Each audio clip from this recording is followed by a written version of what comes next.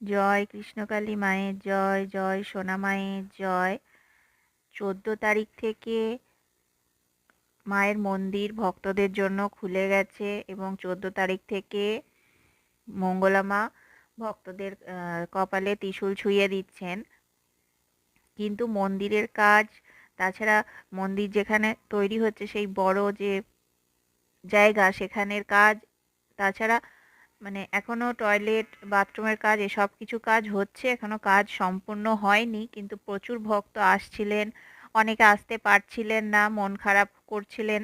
তো মন্দির তার জন্য খুলে দিয়েছেন ভক্তদের জন্য, ভক্তরা আসছেন। সবাইকে অনুরোধ, সবাই একটু সুশৃঙ্খলা বজায় রাখবেন এবং ওনারা যেমন যেমন নিয়মগুলো করেছেন সেই নিয়মগুলো একটু পালন করবেন, এতে সবার সুবিধা হবে এবং সবাই মানে খুব সুষ্ঠুভাবে সুন্দরভাবে পুজো দিতে পারবেন। জয় কৃষ্ণকালী মায়ের জয়।